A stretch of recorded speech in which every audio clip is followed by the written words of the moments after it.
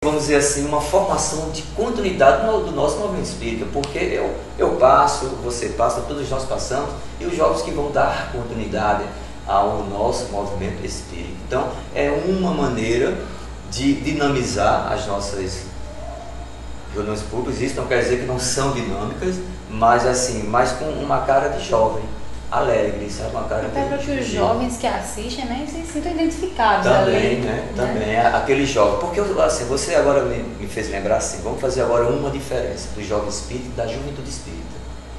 O jovem espírita é aquele que vem hoje e amanhã ele não vem mais. Mas a juventude espírita é constituída pelos jovens que já têm vínculo com a casa espírita, que já assumem tarefas, né? Que mostra a sua cara, vamos dizer assim, como eles falam, né? Então são esses jovens que constitui a nossa juventude, a juventude com a sua identidade espírita. E aqui na casa a gente teve uma sorte de surgirem muitos talentos. Essa geração era bem talentosa. Músicos maravilhosos, nós temos vários grupos musicais, os meninos compondo músicas belíssimas à luz do Evangelho, né? Isso. À luz da doutrina, belíssimo, com muita riqueza. E eu acho que em breve nós vamos ter muitos CDs gravados. Eu estou sabendo que tem alguns grupos em estúdio aí. Vocês que estão em casa, aguardem, vai vir muita novidade boa. E você vê assim, olha, hoje o nosso jovem participa de todas as áreas. Você pode ver, no próprio DECOM, a maior parte são jovens. Eles têm uma habilidade com essa tecnologia. E eu disse, Jesus, estou longe disso. Mas uma coisa que me chama a atenção da nossa juventude, nossa, que eu digo de todas as casas espíritas, é a vontade de estudar. Eles estudam e também a vontade de vivenciar a teorização, com visitas às instituições filantrópicas, né? Vamos dizer, aos hospitais, né? As campanhas pelas ruas. Então, são jovens que, além da teoria, têm a prática, a vivência, a busca. Isso. Aí, ainda mais, eles levam para a sua família, para a sua casa, para as universidades, onde quer, com quem eles estejam, eles estão ali mostrando essa identidade espírita, não é?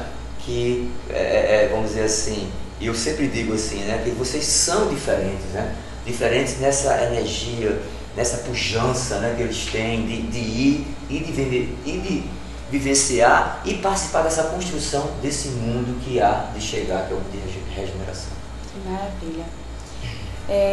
A gente viveu há exatamente um ano atrás, foi exatamente no meio do ano, um momento de muitos protestos, manifestações públicas, as pessoas indo às ruas denunciar sua insatisfação com a situação política e social do Brasil. As manifestações diminuíram o seu porte, mas não acabaram. E a gente vê uma participação muito grande dos jovens, né? A gente sabe que todos nós temos direito de expressar a nossa opinião, certo. Mas como a gente deve conduzir os jovens nesse processo? Para que ele esteja nas manifestações, mas não se perca ali. Muito bem. Nas influências. Pronto, você me fez lembrar quando Paulo, o apóstolo, nos diz assim: devemos viver no mundo sem ser do mundo, né? Ou seja, viver no mundo sem permitir que seja poluído pelas coisas desenfreadas, deseducadas do mundo. A questão do jovem de participar desses atos, né, até mesmo políticos, né, essas manifestações, ele deve perceber o seguinte: se tudo isso que está ocorrendo lá fora é conforme a lei de Deus, então isso aí já dá uma reflexão bastante profunda. Se não for conforme a lei de Deus, ele não deve participar.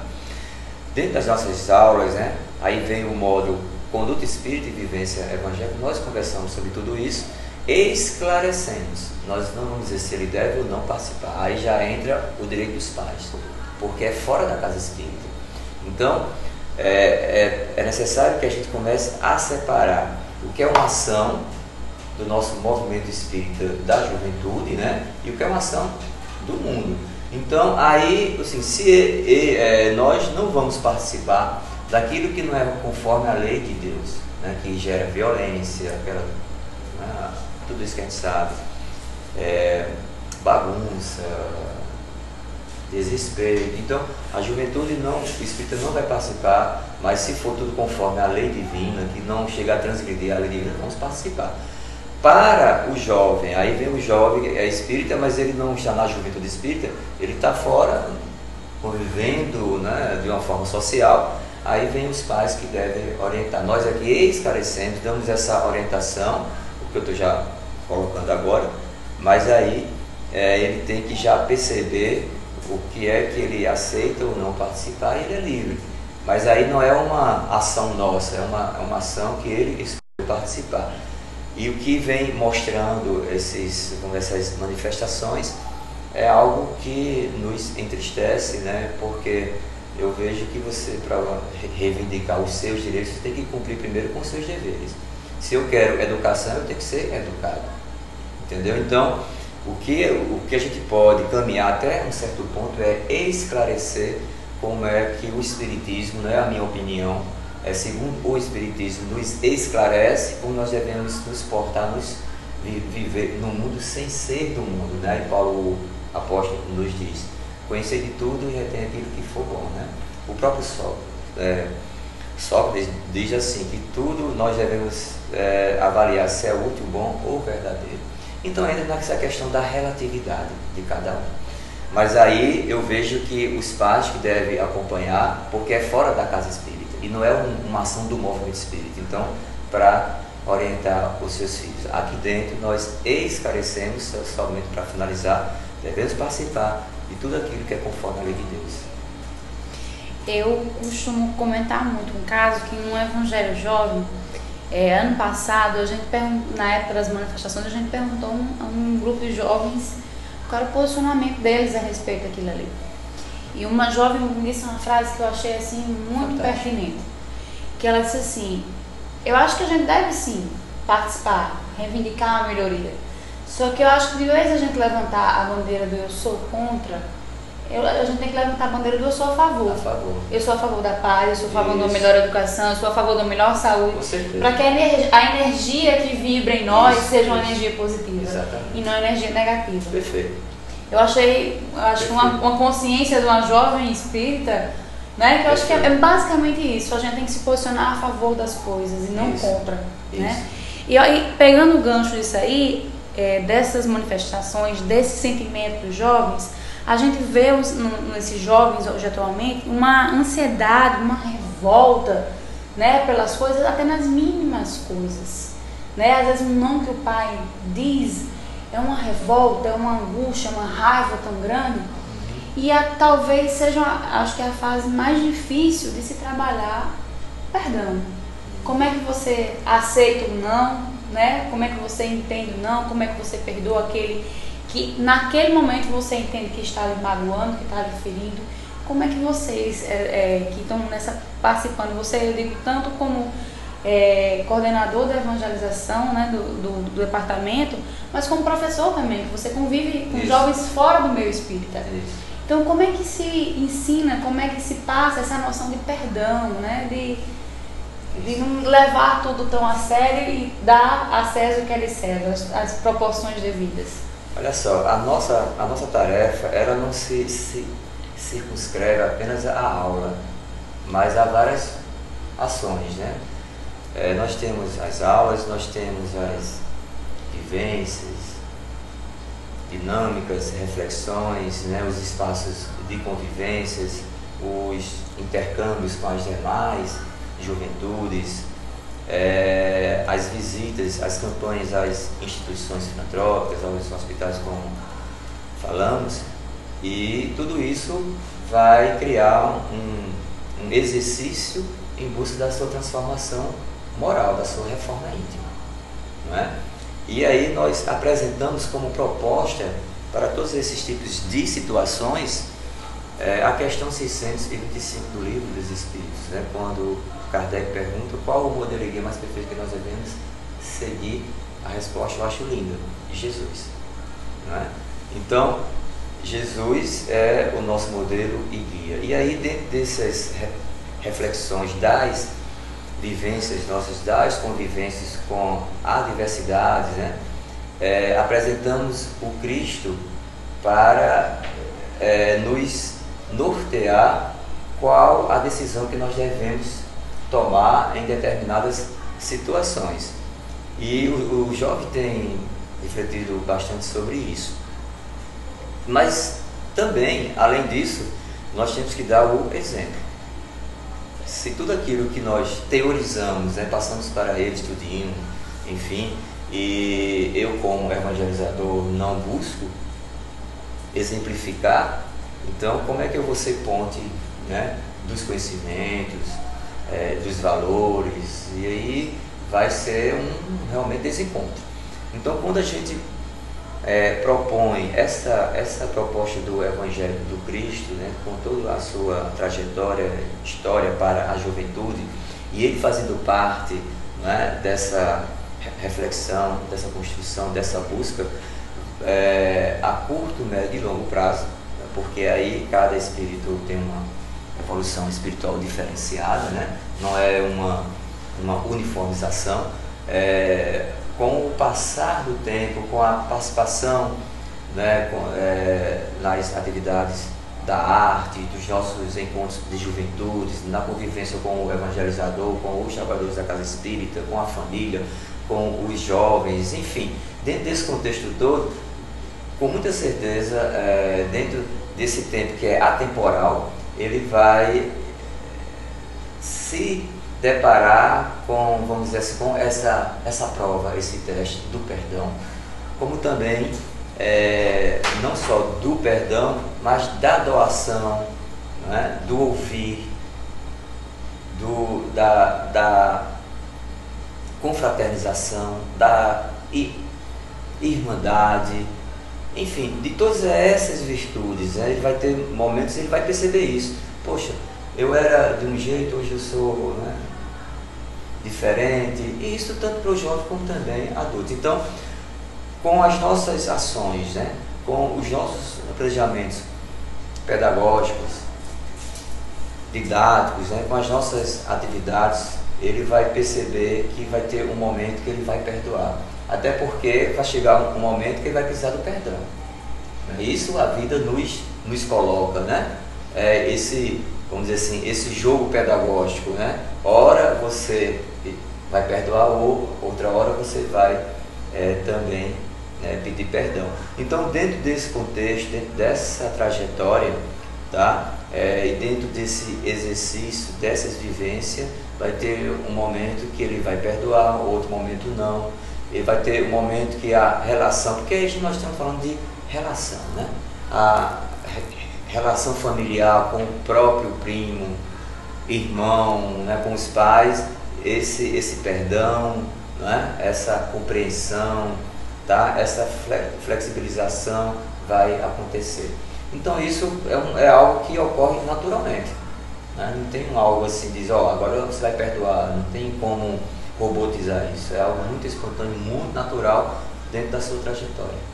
Mas acho que quando você falou do exemplo dos pais, né, tem que dar, é muito importante, porque a partir do momento que você perdoa determinadas falhas daquele jovem, isso, fica mais fácil dele entender. Isso. Quando é também a vez dele de entender as falhas dos outros, né, isso, e dar a devida proporção às coisas. Os jovens estão inseridos na sociedade. Como você disse, nas mais diversas formas, com as mentes mais tecnológicas, o jovem carrega consigo esse ímpeto de mudança, ou seja, o jovem traz consigo muitas coisas, né? E aí o que a gente pode perguntar? O que esse jovem espera da sociedade? E o que a sociedade espera desse jovem? Aí vem o encontro e reencontro de gerações, né? Então, assim, nós não vamos entrar nem num contexto histórico, né, porque aí vai levar um tempo. Mas o que o jovem espera né, da sociedade, quando a gente fala da sociedade, a gente pensa logo nos adultos. É ser aceito como ele é. E é mais compreensível, né? Porque ele não tem tanta maturidade com relação ao adulto. Então é mais fácil a sociedade aceitar o jovem do que o jovem aceitar as imposições da sociedade, né? Então o jovem ele espera da sociedade ser aceito, espera ter voz, participar, ter espaço e caminhar dentro desse processo histórico de construção de um mundo melhor. E como ele tem essa pujança de se autoafirmar, no pensar do jovem ele está sempre certo. Com o passar do tempo ele vai perceber que, né, ele vai alcançando uma maior maturidade, e a gente tem que ter uma maior compreensão, até porque a questão dos hormônios, né, que inquieta, muda, o corpo já não é mais o mesmo, aquela coisa toda. Então ele quer se autoafirmar e quer ter essa, poxa, eu não quero tudo pronto, eu quero participar, tá aqui errado, poderia ser diferente. Então ele quer ser logo aceito, né? E aí ele sai, ele percebe que tudo aquilo que lhe encantava na infância já não encanta mais. Aí ele já procura ter uma convivência com aqueles que são da mesma faixa etária dele, que antes a gente chamava de turma, hoje eles chamam de tribos, né? Ah, eu sou da tribo tal, essa coisa toda. E entra nessa questão de conviver com a sua tribo, com a sua turma, com o seu grupo, para querer participar dessa construção desse mundo melhor. Aí vem a questão da universidade, né? A questão da própria força política, e como ele tem uma criticidade bem presente, né, ele questiona. Quer dizer, hoje a juventude, você fala que azul, ele pergunta, mas por que azul? Se eu penso no verde. Antes não, né? Na geração dos anos 80, 70, lá para trás, tudinho era azul mesmo. Mas não vamos entrar nesse mérito. Então ele espera, tá, com a sua energia, com a sua força, tá, participar de um mundo mais justo no olhar que ele tem, num mundo mais igualitário, num mundo que seja para todos, dentro desse processo de inclusão, de participação. O que a sociedade espera da juventude, que eu vejo de uma forma equivocada, é que o jovem obedeça tudo que ele impõe. E por isso que há esse choque de gerações. Então, o melhor caminho aí entre a força juvenil e a experiência do adulto é essa flexibilização e um diálogo pedagógico para que juntos, né, com a força e com a experiência, possa caminhar de uma forma harmonizada. E o que é que está acontecendo aos pouquinhos?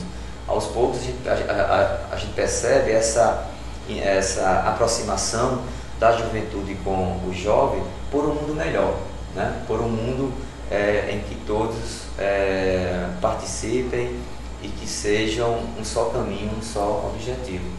Eu vejo que é mais ou menos por aí, que é esse mundo, né, da cultura de paz. Pode colocar assim.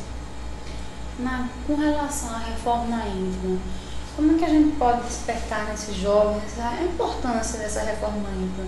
Porque às vezes a doutrina, para eles é interessante, né? Mexe com muitas curiosidades deles, é um movimento muito dinâmico, então fica fácil o jovem participar, inserir.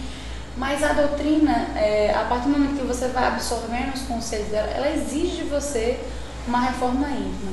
Mas como condutor desse processo, né, essa condução dessa doutrina para esses jovens, qual o caminho que se usa para despertar neles a importância para essa reforma íntima? Pronto, olha só. Vamos tentar dar uma definição, um conceito do que vem a ser esse jovem, né? O jovem, a criança, todos nós, é um ser espiritual criado por Deus, que ora participa do plano material, ora participa do plano espiritual, que traz uma bagagem, diversas experiências positivas ou não, que é suscetível ao alcance da perfeição relativa, né? Então, a questão da transformação moral, ela é lenta, ela é gradativa conforme o seu estado espiritual. E nós devemos até desconfiar de toda a transformação do dia para a noite. Aquela que é realmente real é aquela que é gradativa. Lentamente, como assim é a natureza, que ela não dá saltos, né? Então, o jovem, ao participar de todas essas ações que a gente já conversou, né, e ter o Cristo como modelo e guia, né, aceitando essa proposta do Evangelho, à luz do Espiritismo, ele tendo essa conscientização que é um ser espiritual, que traz experiências positivas ou não, que ele precisa alcançar na escala evolutiva, né, esse ser crístico. Então, com essa reflexão e com esse conhecimento, gradativamente, com o passar do tempo, ele vai buscando sua transformação moral. E também vem aí todo o amparo, né, todo o acompanhamento da espiritualidade. Vem cooperando, vem nos ajudando, né? Então é uma tarefa coletiva, tá? Não é uma tarefa isolada, é uma tarefa de nós aqui, espíritos reencarnados, com a casa espírita, com todas as áreas. É uma tarefa com a espiritualidade presente. Por exemplo, o jovem, quando ele participa do DECOM, não é isso? Por exemplo, então, quando ele começa a construir as atividades do DECOM, ele percebe que ele vai transmitir a mensagem do Evangelho, a mensagem do homem de bem, não é assim? Então, ele vai já assimilando tudo aquilo. E no dia a dia dele, ele vai começando a refletir, né, nesse estreitamento do que ele aprende na casa espírita para a vida social. Por isso que na nossa tarefa de evangelização, nas aulas e todas as ações, e na nossa formação como evangelizador, nós deixamos bastante claro que todo conteúdo deve ter um significado para o cotidiano do evangelizando, da criança e do jovem. O que é isso? Ele tem que perceber que tudo que ele aprende, ele faz uso no seu dia a dia, no seu cotidiano. Não é? Por exemplo, se desencarna um ente querido, ele sabe que aquele desencarne não é o fim, que a vida continua, e que ele deve, em suas orações, orar por todo aquele que partiu, aquele que partiu. Então, já é uma busca da transformação moral, já é o bem. Percebe aí? Ele sabe que quando ele vai visitar aquele hospital, são pessoas que estão passando por um processo bastante delicado, né, que precisa de apoio, de mensagem, de conforto. Então isso já faz parte da sua transformação moral. Quando ele deixa a sua casa, quando ele deixa de ir para o shopping, quando ele deixa de ir para qualquer outra atividade lá fora, e vem para a casa espírita e ir visitar com toda a juventude, evangelizadores, um hospital, por exemplo, aí já mostra, já se sinaliza a sua reforma íntima, a sua boa escolha. Isso é um sinal da sua transformação moral. Então, e nós temos já assim falas, né, de pais, tudo, poxa, o meu filho está mais calmo, ele antes não gostava de ler, hoje ele já tem esse hábito, reforma íntima. As músicas deles hoje, né, já são músicas mais, né, então já que passa mensagem, que passa conteúdo, a relação dele com a irmã já está bem melhor, com o amigo. Então, essa mudança já são sinais de transformação moral. Então, é um exercício, tá? Não é algo assim que tem um dia e uma data para terminar. É permanente, permanente, permanente. Ele sabe também que quando ele dorme, o corpo permanece, o espírito ele continua, né, no mundo espiritual, realizando tarefas. Ele cria vínculos com os seus amigos, com os seus colegas. Tudo isso é fraternidade, é confraternização, é celebração do Evangelho de Jesus. E nós temos exemplos assim que já diz, muitos amigos meus que não são assim espíritas, eu percebo que a juventude espírita tem uma maturidade, né, sobre a vida, né? Eles são bastante diferentes. O que é que vocês fazem tanto para que isso aconteça? Só para terminar, no último EGEP nosso, que é o Encontro de Juventude Espírita da Paraíba, a gente fez no convento São Francisco de Assis, em Lagoa Seca, lá na Borborema. Pois os franciscanos chegaram para mim e disseram: poxa, a juventude de vocês são tão educadas, a gente parece que não tem nenhum encontro aqui, é um silêncio. mas é uma alegria educada, né? As músicas, eles ficaram encantados. Olha só, então assim, são jovens que já marcam, viu? Já marcam com outros jovens a realizar o evangelho no lar, na casa de cada um, não é? Então isso é reforma íntima, sem dúvida nenhuma. Então eu acho que o caminho é esse, é oferecer Jesus de uma forma dinâmica, né? Participando do DECOM, do DAN, da arte, participando das reuniões públicas, das tarefas da casa como o todo, sabe, com visitas a hospitais, esses exercícios, ações que exercitam o homem novo que habita dentro de cada um de nós. É preciso, como diz Paulo, o apóstolo, que o homem noivo nasça e o homem velho seja transformado cada vez mais. Então, e para que um dia, repitamos Paulo mais uma vez, quando ele diz assim, já não sei o que vive, é o Cristo que vive em mim. Então esse ser Cristo, ele precisa ter vida, ele precisa ser vivenciado cada vez mais através do exercício do perdão, da compreensão, do diálogo, da caridade, do bem, do estudo, do trabalho, enfim, tudo que nos aproxima do Cristo e de Deus. A gente vive numa crise familiar radicalizada. Muitos dizem que casamento, a família, são coisas que ao passar do tempo vão deixar de existir, né? Justamente por causa desses desajustes, né? Desses encontros não harmônicos que existem muitas vezes nas famílias. Quando se tem um jovem espírita dentro de um lar assim, em desajuste, qual a melhor postura para esse jovem adotar? Jovem espírita? Jovem espírita. É aquela mesma questão, né? Quando os pais não são espíritas, né?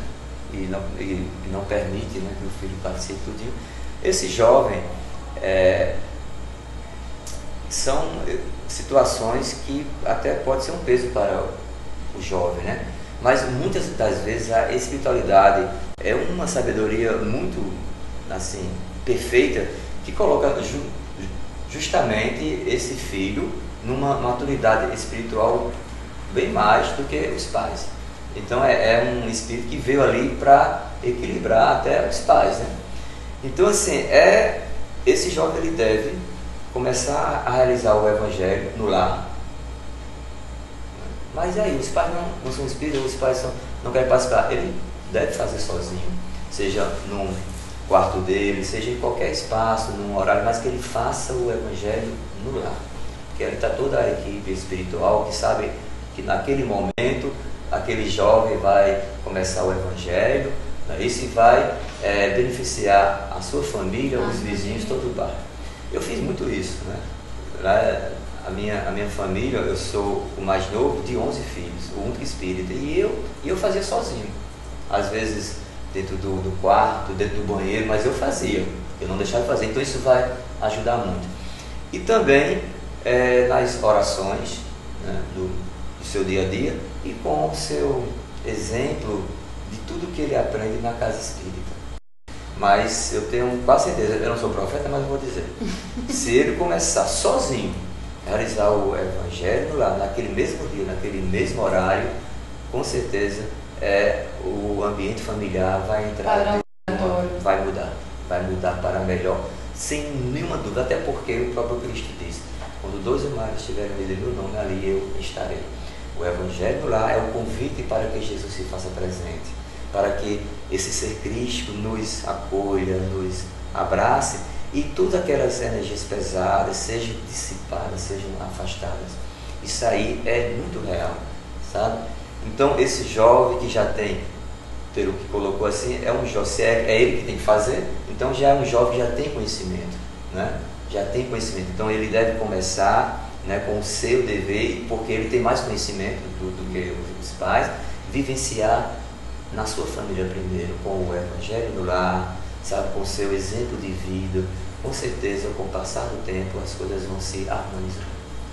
Eu acho que a própria harmonia, a energia renovada que o evangelho traz, já deixa as pessoas mais tranquilas e num momento de crise, acho que está em harmonia com os seus sentimentos, com a sua energia, torna mais fácil resolver situações. Exatamente. Então é uma ótima colaboração dos nossos Com certeza, jovens. quando está naqueles conflitos, ele começa a orar e a coisa. Não entrar no conflito Não também. entrar no conflito, porque senão aí, né? Aí é coisa desanda. Isso, exatamente. Então ele assim, né, já na oração, no evangelho lá, e a sua busca constante de ser melhor cada vez mais, né, sem que isso seja um peso, porque o evangelho de Jesus é um jugo leve, né? É um jugo leve. Então, sendo o Cristo nos diz, vinde a mim todos vós que estáis aflitos e que eu vos aliviarei.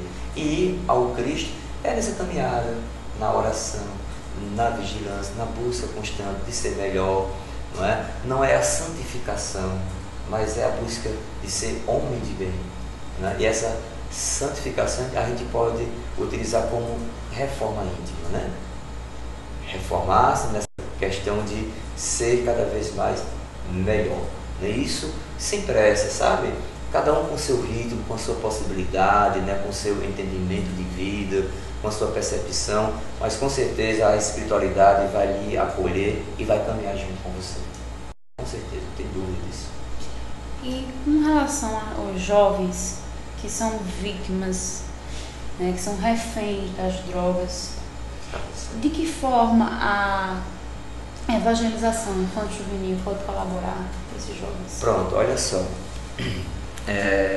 Como a nossa fala, mostramos que hoje nós trabalhamos com todos os departamentos, todas as áreas. Então, quando esse jovem chega com esse tipo de sintomas, esse tipo de situação, nós encaminhamos para o departamento de atendimento fraterno, né? Junto com o departamento da família, para que, juntamente com o DIS, dentro desse trabalho coletivo, nós podemos oferecer uma acolhida mais segura, tá?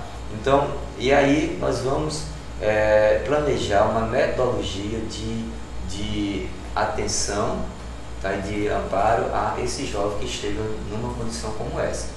Mas em nenhum momento nós trabalhamos de uma forma isolada, fragmentada, né? Mas sempre o DIS busca, nesses casos específicos, mais delicados, a orientação do Departamento de Atendimento Fraterno, né? E como também do Departamento da Família, para que haja uma orientação mais segura, né? E mais assim, confortável, acolhedora para esse jovem. E caminhamos juntos. Como não é algo assim pronto, aí a gente estuda caso por caso e dentro desse caminhar a gente vai oferecendo, por exemplo, não só para o jovem, mas para os pais, o evangelho lá, como também o passe, a água fluidificada, esse acompanhamento espiritual, né, de uma forma geral. Mas aí já é um caso que deve ser compartilhado com os demais departamentos. Trabalho conjunto, né? Conjunto, exatamente. Até porque o problema é um problema muito complexo, né? Muito As complexo, drogas, então tem que ser um trabalho conjunto, cada um dentro da sua habilidade ali tentando ajudar.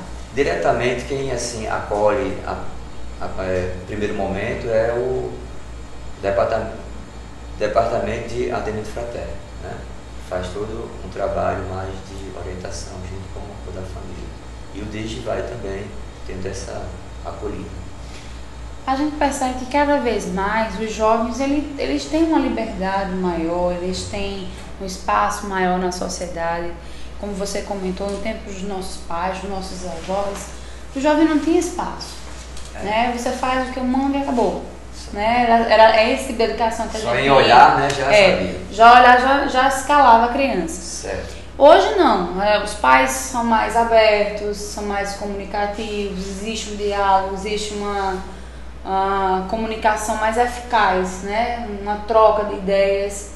Então assim, com a sociedade também, a gente vê cada vez mais jovens se destacando em todos os campos. Então assim, a gente vê que esse jovem, ele recebe muito mais do que outros jovens de outras épocas, né? Só que em compensação, a gente vê também muitos jovens se afundando nas drogas, liquidando sua vida através do suicídio, né? Eu recentemente vi uns comentários de um jovem de 17 anos que se suicidou e deixou uma carta para a mãe dizendo que não aguentava mais viver num mundo de tanto sofrimento e tanta dor.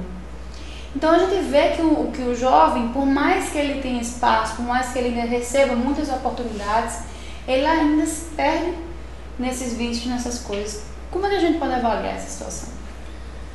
Olha só, nós estamos passando por um momento de transição planetária, né? Na visão espírita, a Terra é um mundo de prova e expiação. Isso mostra o nosso atraso espiritual. E estamos a caminho de um mundo de regeneração, um mundo melhor, um mundo onde o bem vai predominar, né? Em relação ao mal. Hoje é o inverso, o mal que predomina o bem. Mas é uma construção. E hoje a questão da velocidade da comunicação, né, da vida é muito mais rápida. E esse jovem tem mais informações, né? Ele está mais a par do que está acontecendo no mundo como um todo. Como orientar essa juventude? Eu não sei se aí é a juventude espírita ou qualquer jovem. A juventude, numa forma geral. Todo, né? Olha só, nós enquanto espírita, aí é uma coisa mais abrangente, nós temos que dar exemplo para não só a juventude, como para todos de qualquer faixa etária, o que nós estamos recebendo, né, do espiritismo, que para nós é o consolador prometido para esse mundo com os nossos pensamentos, sentimentos, escolhas, atitudes, comportamentos aí fora. Nós temos que ver nesse mundo dando exemplo, mostrando que ainda é possível um caminho de paz. Não, em relação à juventude, realmente a gente percebe uma certa fragilidade daquele jovem que não é espírita.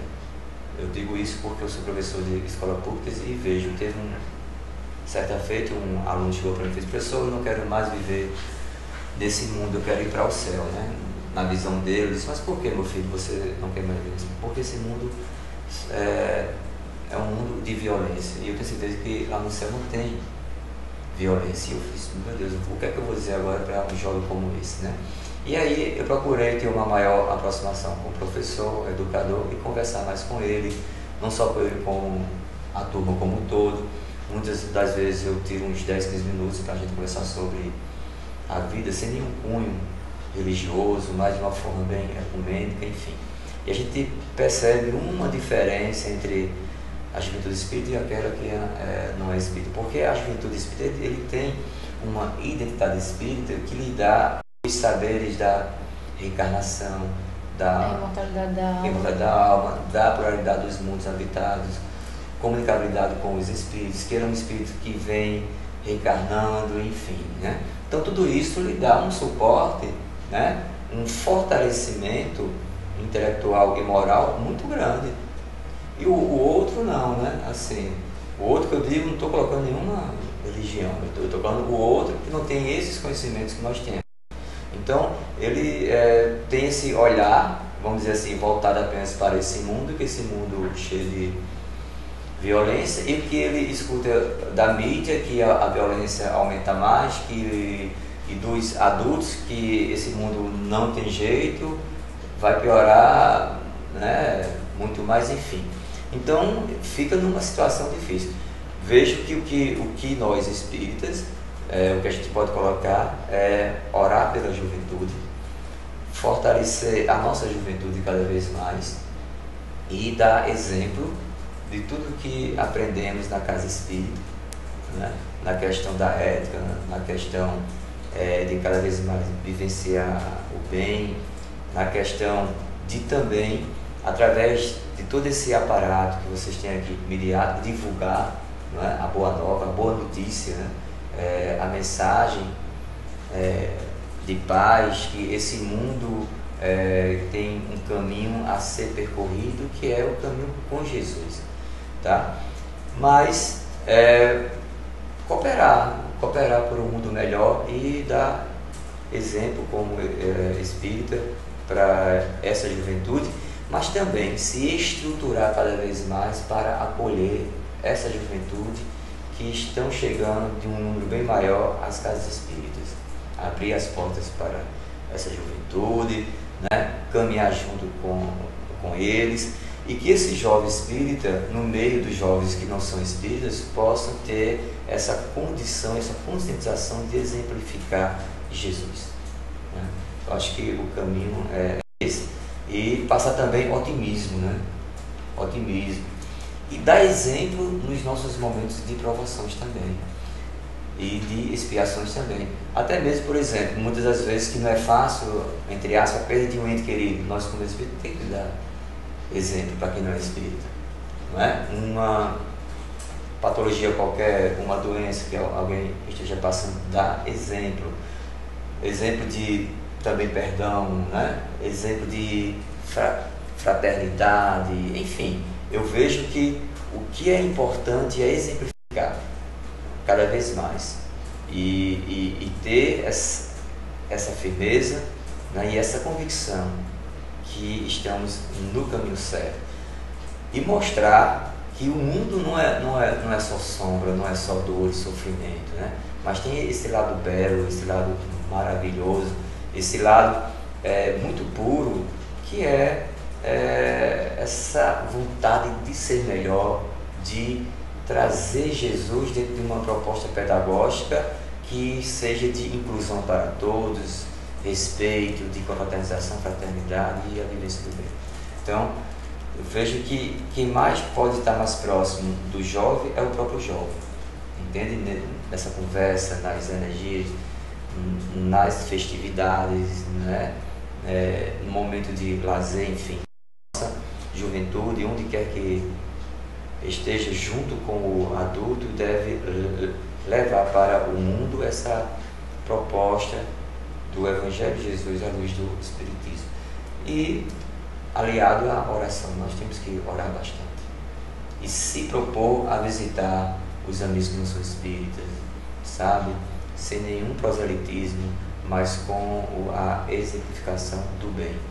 Então, feito isso, eu acho que já é muita coisa, né? Feita. Eu acho até que a gente tem que passar para essa juventude a ideia de que se o mundo não está dos melhores, mas cabe a nós, né, trabalharmos nessa mudança.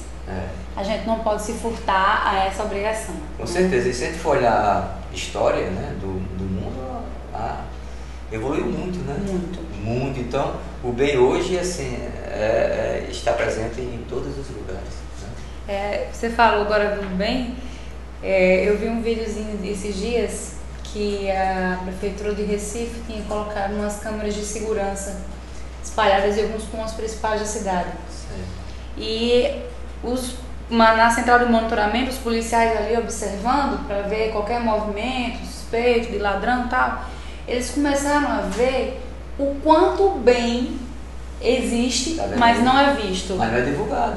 Então, quantas pessoas ajudando uma pessoa com uma dificuldade a atravessar a rua, ajudando outra a pegar uma sacola, de alguma forma ali no movimento da rua, uma pessoa ajudando a outra, uma pessoa fazendo bem a outra. Isso. Então aí eles fizeram um videozinho compacto com esses momentos. Isso. Que não são divulgados, mas está ali, ele está presente em todos os momentos. Isso. Só que a gente tem que focar a atenção para ele. Para ele, exatamente. Eu acho que tem que divulgar esses momentos, né? Se você for olhar bem assim, direitinho, em um curto espaço de tempo, o bem está mais vivo, está mais presente do que o mal. E a tendência é essa. A tendência é essa. E muito a nós tomar essa postura de levar lá à frente. Por uma época de muita opressão, castração, tudinho, aí entramos numa época de permissividade, né? Tudo pode, mas vai chegar um tempo que vem a liberdade com responsabilidade, com certeza. Tudo me é lícito, mas nem tudo me convém. Exatamente, gradativamente a gente chega lá. Estamos nos momentos finais do nosso programa, fazer alguma perguntinha pra gente encerrar. E aí vou deixar a gente fechar com uma pergunta até delicada, né? Que com relação, se a gente for ver hoje a exploração do sexo na sociedade, todas as imagens, todas as propagandas, é todo mundo sensualizado, né? E o jovem, né, recebe muito dessas influências de sexo e ainda tem muitas dúvidas, muitas curiosidades, e muitas vezes se perde nesse âmbito, né? Aí, o que a gente pode dizer com relação a esse jovem como ele lidar com a sua sexualidade, como ele lidar com tantas dessas influências que muitas vezes são nocivas.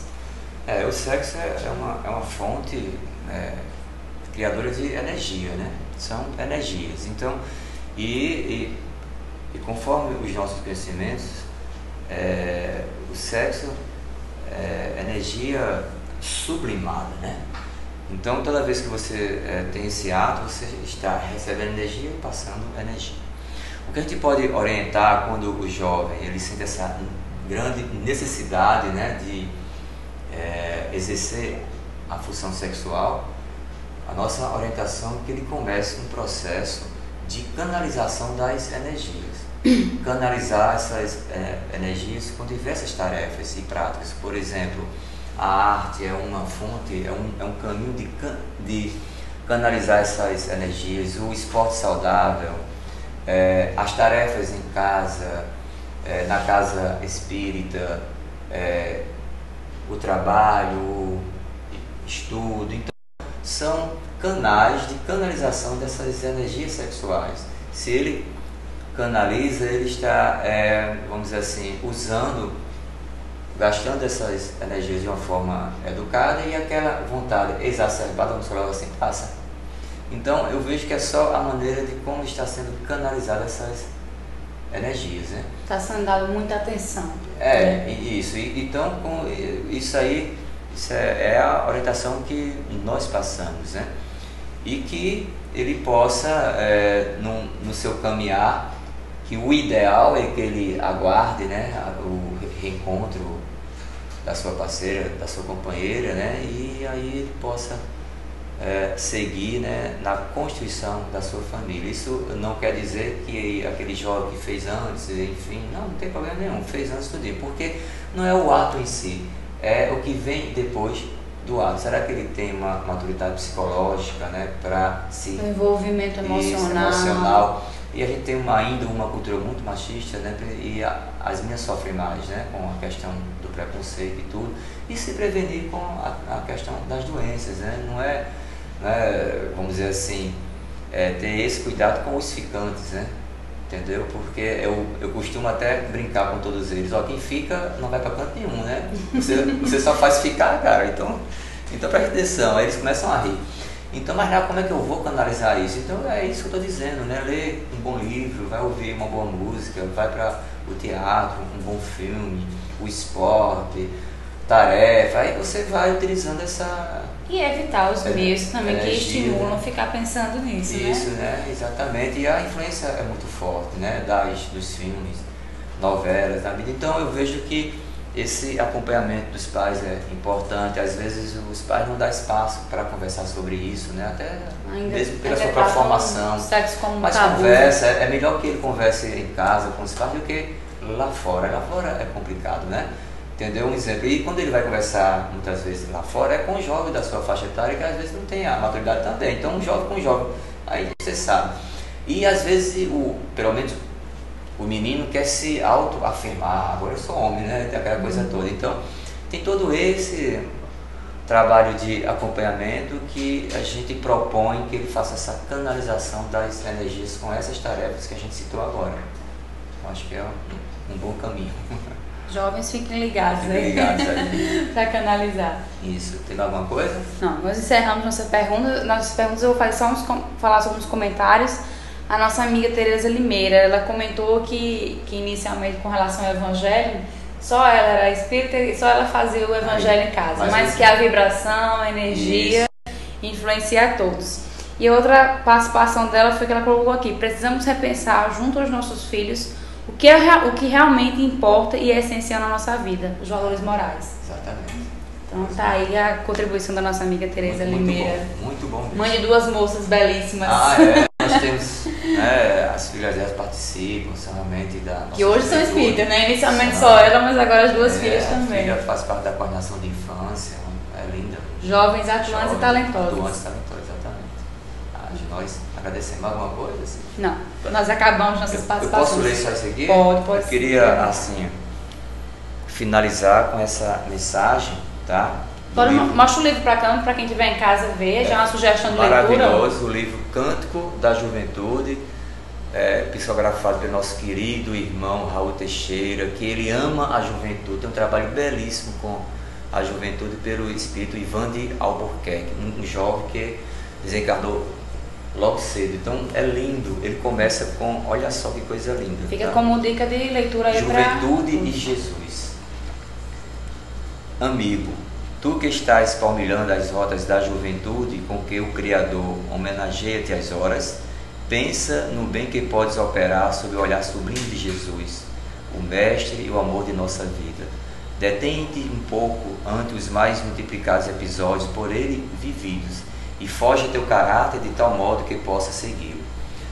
Sentindo-o mais próximo de ti e sentindo-te por outro lado mais junto do seu coração, é na vida do celeste amigo juventude que identificamos a tolerância sem conivência, a humanidade sem subserviência, a energia sem violência, a verdade sem presunção, a orientação sem empáfia, o amor total sem pieguismo.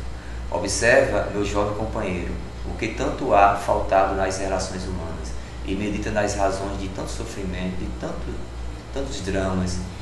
Decisão firme para o esforço do autoaprimoramento. Fidelidade aos compromissos com Deus, coragem de viver a verdade conhecida, disposição de testemunhar o amor ao próximo sem quaisquer temores. Sendo assim, não negligencies perante teus deveres, não te retardes, atende por amor. Quando, juventude, puderes participar com os valores que o Cristo exemplificou sobejamente, terás alcançado os mais felizes objetivos com relação aos propósitos dos teus dias moços no mundo. Ele, pulcro, esteve entre os jovens, concitando-os ao reino dos céus. Caminhou entre os adúlteros de todos os tipos, chamando-os à vida digna. Falou aos doutores, convidando-os à real humildade. Trabalhou suportando o mau humor e a antipatia de tantos e deixou a terra sob o abandono de quase todos, a todos envolvendo e conclamando a vitória sobre si mesmo, sobre o mundo moral, deficiente e equivocado. Juventude e Jesus, quando essas duas forças estiverem integradas, a daqueles que tudo desejam realizar com audácia nem sempre refletida, mas honesta, com a daquele que tudo podia operar e limitou-se a cumprir a vontade do Pai, que o enviarem, então teremos conquistado, com base nos códigos supremos da vida da alma, o eloquente progresso desde já tanto anelado. A juventude, vitalizada pela mensagem de Jesus, será imbatível e incorruptível força progressista, dirigindo para a perene ventura todos quantos tiverem aproveitado os tempos juvenis para a sementeira, nos seus próprios rumos das luzes do trabalho, do amor, como ele ensinou. Então, a gente finaliza com essa mensagem, agradecendo pelo convite, pela oportunidade. Nós te agradecemos. Parabenizando o DECOM, que vem realizando um trabalho maravilhoso com a nossa juventude. E quero deixar claro, registrar aqui, que estamos juntos, passo a passo com Jesus e Kardec. Essa juventude merece muito mais do que a gente pode oferecer, esse tesouro, essa bênção, essa luz que se chama Jesus. Maravilha. Nós te agradecemos sua participação, sua presença aqui conosco nesse bate-papo. Então, amigos, estamos encerrando mais um Ponto a Ponto, agradecendo demais a participação de todos vocês, sempre aqui conosco, e convidá-los para domingo que vem, no mesmo horário, às 16 horas, estar conosco para o bate-papo Nascimento, médico e presidente da Associação Médico Espírita Paraibana, sobre depressão, um mal que atinge a alma de muitos aí pelo Brasil afora, pelo mundo afora. Então, vale a pena a gente entender um pouquinho mais sobre esse assunto. Então, convite feito, e eu deixo um grande abraço a todos vocês da Rede Amigo Espírita, TVC e Rádio Fraternidade. Um beijo especial à minha cara amiga Tereza Limeira, que nos ajudou nessa mídia social e nessa interação com vocês. Grande abraço a todos e até domingo que vem.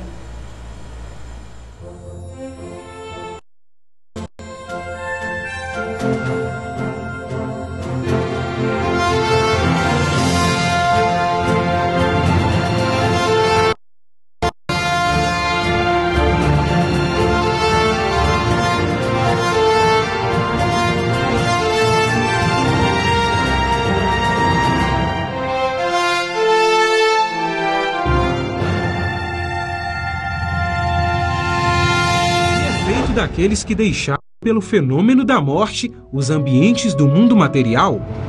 A obra O Além e a Sobrevivência do Ser, o autor Leon Denis comprova a sobrevivência do ser após a morte.